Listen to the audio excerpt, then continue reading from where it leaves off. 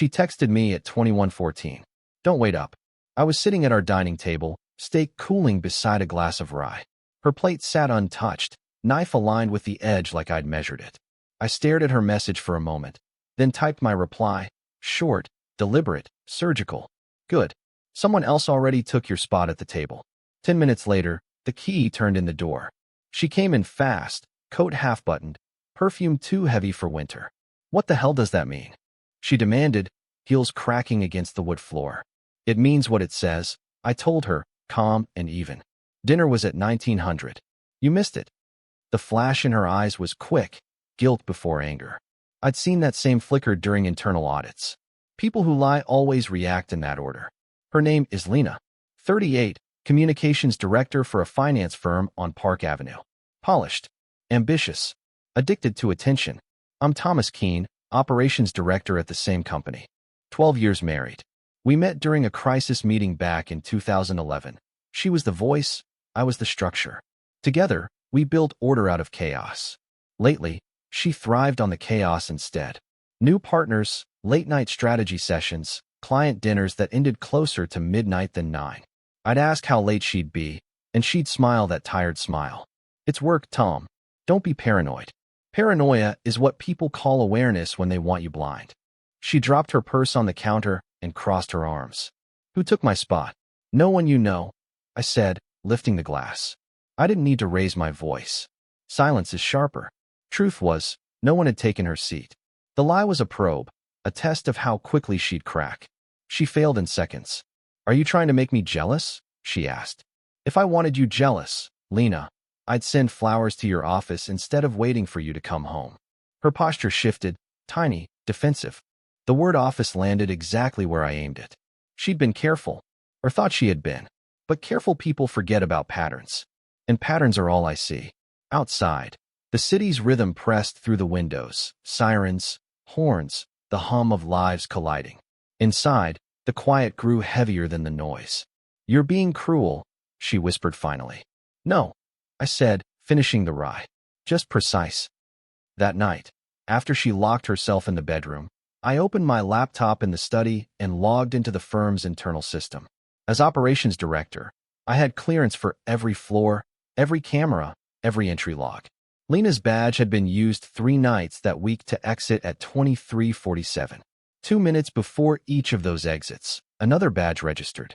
Elliot Graves, Senior VP of Marketing. Patterns never lie. People do. When you've spent 20 years in operations, you learn that systems tell the truth people can't. Machines don't lie. They record. I watched the access logs again the next morning before work. Same pattern. Lena out at 23:47, Elliot 2 minutes earlier. Always on nights when the executive wing lights were turned off except for her office. At 7 o'clock, I was back in the building. Empty hallways, still smell of cleaning solvent and burnt coffee. The night janitor nodded as I walked past, unaware I was collecting evidence, not starting another day. I pulled the security footage. It wasn't explicit, just enough to build the shape of something wrong. They'd leave her office separately, but walk the same hallway seconds apart. He'd hold the elevator. She'd step in without a glance, the kind of coordination that only comes from repetition. The next morning, I left early. Lena was still asleep, her phone charging by the nightstand. I looked at it for a long moment, but didn't touch it. Spying isn't about breaking into devices, it's about reading behavior. People's routines reveal what their passwords hide. At the office, I studied Elliot from a distance. Mid-40s, expensive suits, hair that looked deliberate even after rain. Charismatic in a way that never lasts. Too polished, too eager to be liked. The kind of man who mistakes attention for respect. I'd trusted him once. We'd built strategies together, argued about budgets, shared late-night bourbon after board meetings. I'd even recommended him for promotion. That was before I noticed how often he used the phrase, "She's one of the good ones." Always when Lena's name came up. By Wednesday, I had a timeline. 3 late nights. 2 off-site meetings that didn't exist on her shared calendar. 1 weekend conference in Philadelphia that ended 12 hours earlier than she told me.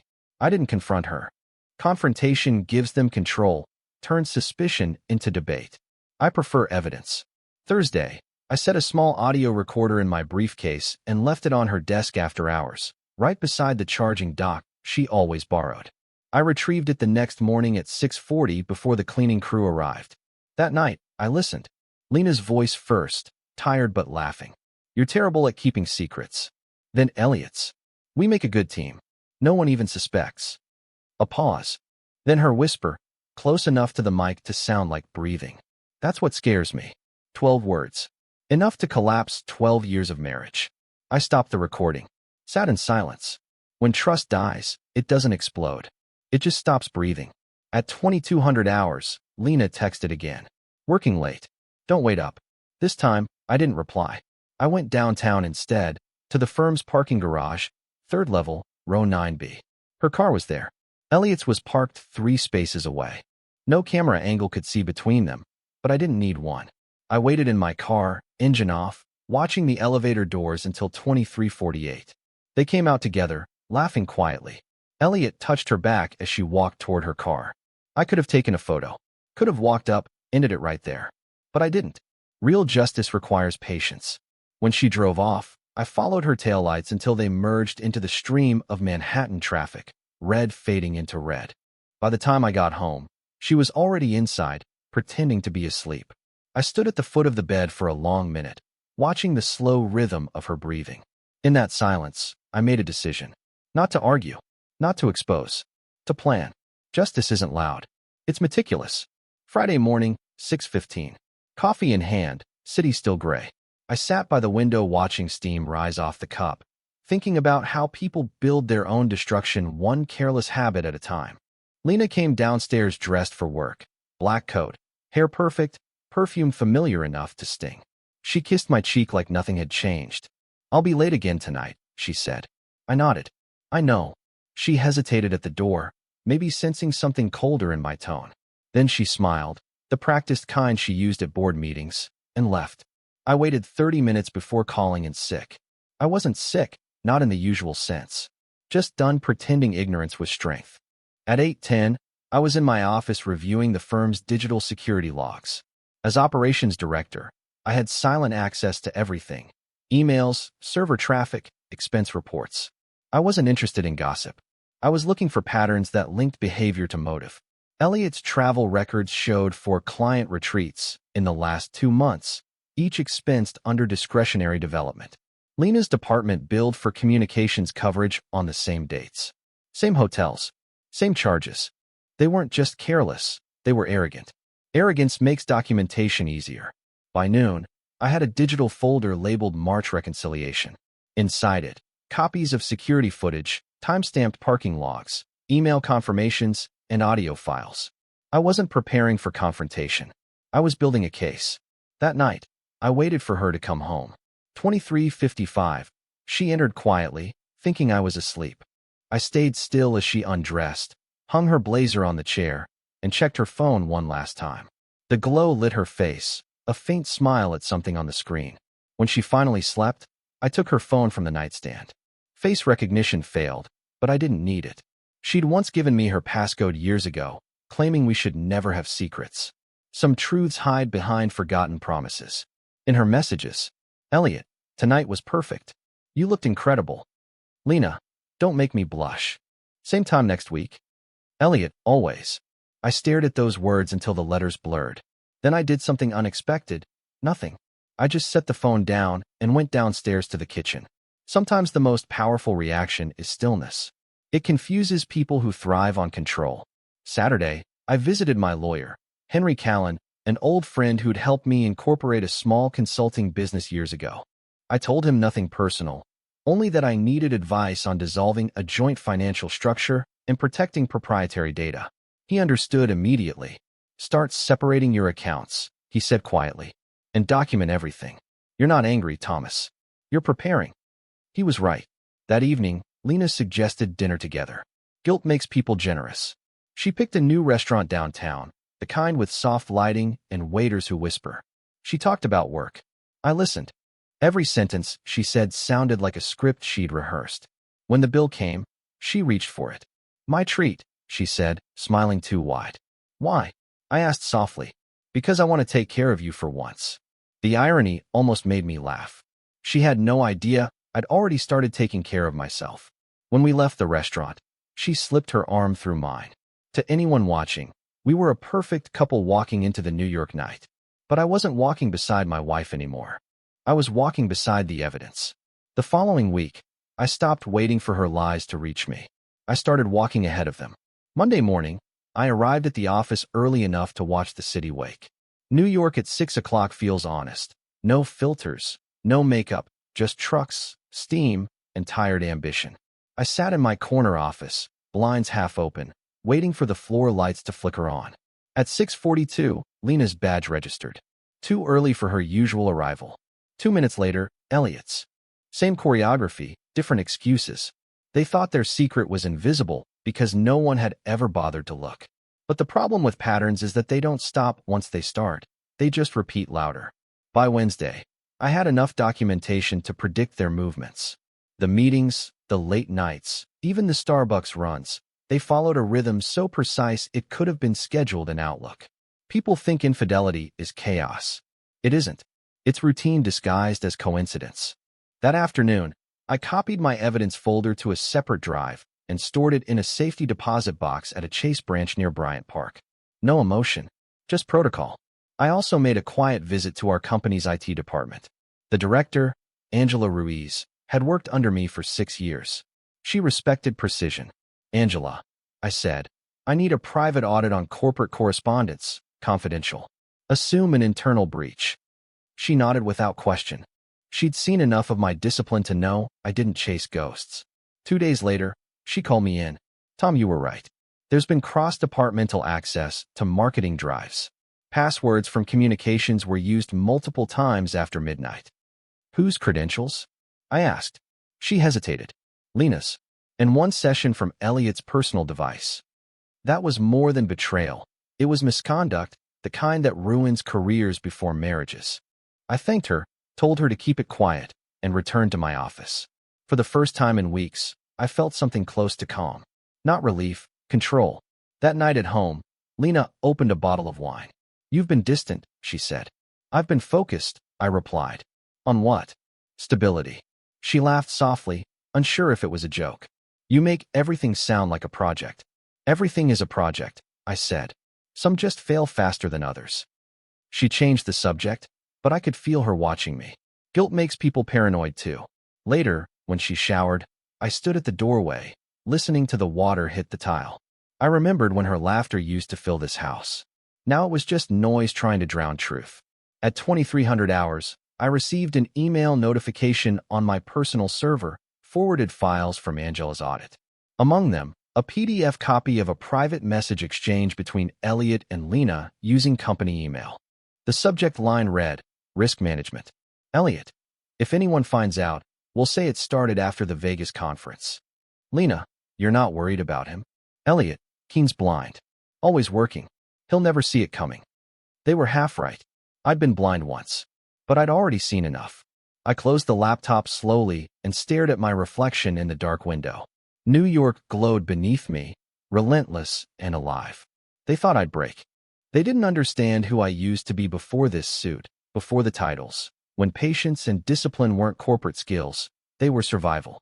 The foundation was set. Next came structure. By the end of March, I had everything. Emails, security footage, access logs, expense records showing 2 business trips, charged to the same company card. Each detail fit together like steel beams in a structure that could hold under pressure. What I didn't have yet was leverage. Evidence is proof. Leverage is timing. Friday morning, I asked Angela for one more report. Pull the expense details from Elliot's discretionary fund. I want every vendor, every charge over 200. She raised an eyebrow. You're building something big, aren't you? Just fixing a crack, I said. She smiled faintly. She'd seen me fix bigger things with less data. That night, Lena said she was going to a team dinner.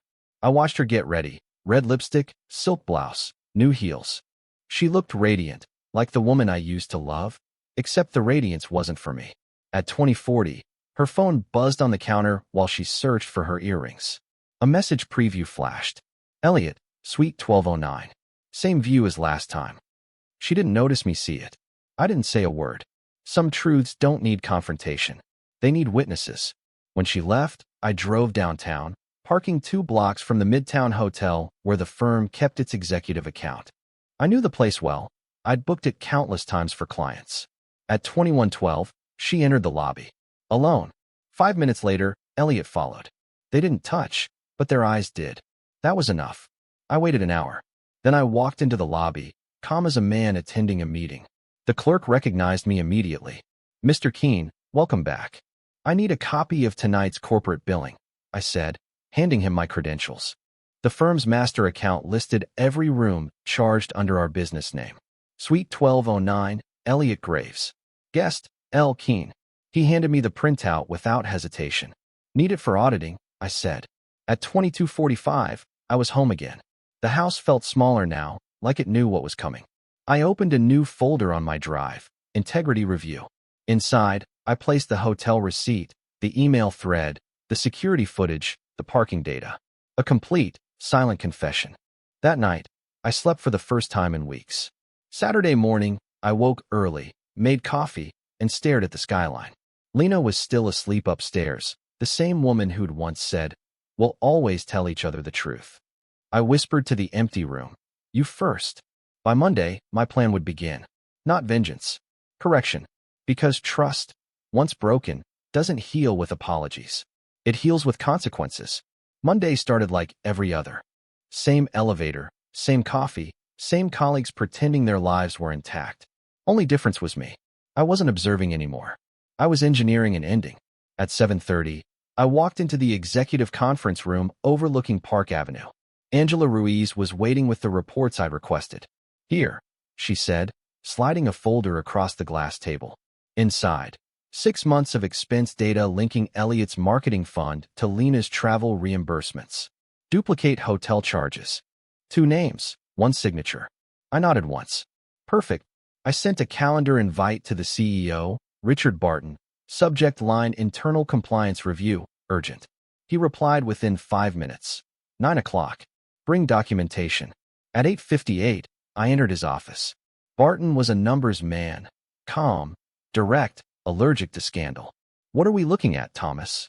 "Misuse of company resources," I said, placing the evidence neatly before him. 2 senior employees. Pattern consistent with personal misconduct and financial fraud. He read in silence for several minutes, jaw tightening as he flipped through the receipts and badge logs. "Jesus Christ," he muttered. "This'll blow back on the firm." "It doesn't have to," I said. "Handle it quietly. Just make sure accountability's consistent." "You don't want credit for uncovering this?" "Credit attracts noise," I said. "I want order." Barton exhaled, understanding. "Leave it with me." By 11 o'clock, HR had the file. By 1300 hours, compliance began interviews. At 15:40, Lena texted me. "Rough day? You around tonight?" I stared at the message, felt nothing. "Always." At 18:10, she came home early, too early. "They're saying there's an investigation," she said, voice shaking. "About travel expenses. Someone reported us." I kept my tone neutral. "Us. Me and Elliot," she whispered. "You've heard something, haven't you?" "I hear many things," I said, some louder than others. She stepped closer. "Tom, if this gets out, my career." "Your career?" I repeated quietly. "You used company money for hotel rooms. That's not a career issue. That's integrity." She stared at me like she was seeing a stranger. Maybe she was. That night, she barely spoke. I poured myself a drink and watched the lights of Midtown flicker through the window. In the distance, sirens weaved through traffic, faint reminders that every system eventually corrects itself. By morning, their names would hit the internal bulletin: administrative leave pending investigation. No public scandal. No shouting match. Just silence and consequences. It wasn't revenge. It was equilibrium. By Tuesday morning, the office buzzed with whispers. No one said the names, but everyone knew. In Manhattan, rumors moved faster than truth. At 9:10, I saw Elliot in the lobby, sleeves rolled, face pale. 2 HR reps flanked him as they led him to a glass conference room. His confidence, always too bright, was gone, replaced by that hollow stare of a man realizing the elevator only goes one way now. Through the glass, I watched him sign the paperwork. Company laptop surrendered, badge deactivated. He tried to look composed, but guilt doesn't fit well under fluorescent light. Lena wasn't in yet. She'd texted at 7:45. Staying home today. Headache. Everything's a mess. I didn't respond. At noon, Barton called me in. Both of them are suspended pending full audit, he said. Good, I replied. Keep it quiet. Let them exit with dignity. He studied me for a moment. You're handling this well, Thomas. Most husbands wouldn't. I'm not most, I said. That night, Lena waited for me at the apartment. Curtains drawn, phone face down. Elliot's gone, she said immediately. They said he violated compliance protocols. You knew, didn't you? I hung my coat, poured a drink. Knew what? That this would happen. She shouted. You set this up. Her voice cracked, the way steel bends before breaking. Lena, I said evenly, you set this up. I just refused to look away. She stepped closer, eyes bright with tears. It wasn't supposed to be like this. It was just a mistake. I asked. No, a choice. Silence filled the room, thick as concrete dust. She tried again. We can fix this. You and me. I looked at her, really looked, and saw a woman I once trusted standing where a stranger now stood. I already fixed it, I said. You just don't like the outcome. Her face crumpled. You ruined me. I shook my head. You ruined yourself. I simply documented the process. She sank into a chair, hands covering her face. I don't even know who you are anymore. I finished my drink, set the glass down carefully. That's the irony, Lena. You never did. When I turned to leave, she called after me, voice shaking. Where are you going? To dinner, I said quietly. Someone else already took your spot at the table. Her breath caught. The words I'd sent weeks ago, now landing like a verdict. I didn't look back. The door closed behind me with the calm finality of a file being sealed. Tomorrow, HR would finalize her termination. By the weekend, she'd be packing her desk into a cardboard box labeled personal effects. She thought betrayal ended with guilt. It doesn't. It ends with documentation. And mine was complete. 3 weeks passed before the firm made it official. 2 terminations. No press release, no gossip left to chase. In New York, stories vanish fast once they stop feeding ambition. Lena moved into a short-term rental in Midtown. I didn't ask where. She sent a single message the day after HR escorted her out. I never thought you'd actually destroy me. I didn't reply. I'd already learned that silence has more weight than any explanation. The divorce came quietly. I'd filed the paperwork through Henry, same lawyer who'd once helped me start a business. The process was clinical, efficient, no courtroom spectacle, no audience. She didn't fight. Maybe she couldn't.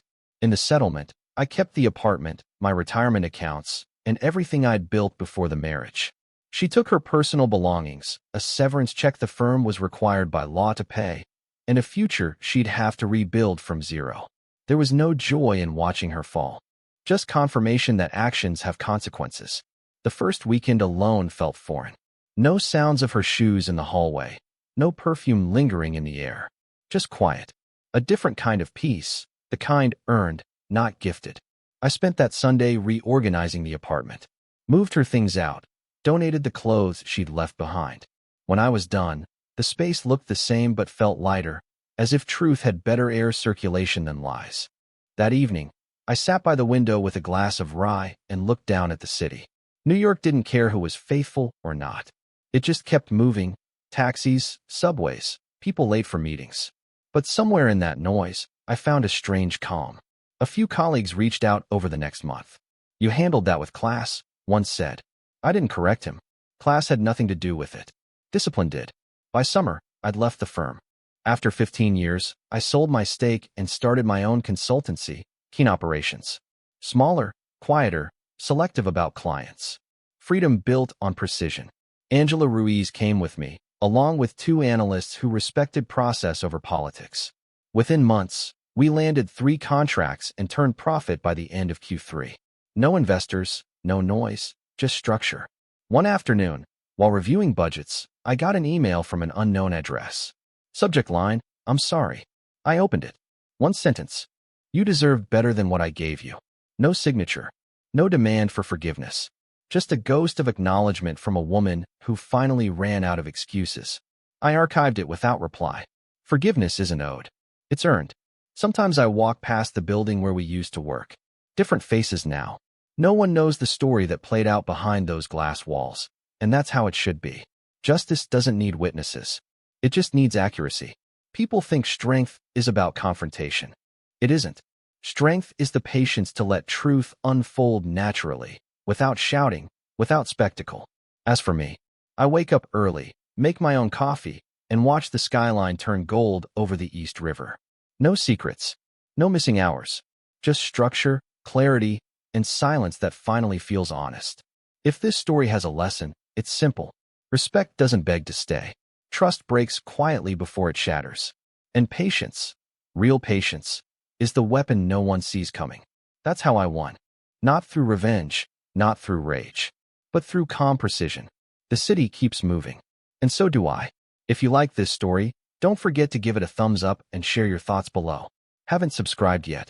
Go ahead and hit that subscribe button and turn on the bell so you won't miss the next one. Thanks for watching. See you in the next story.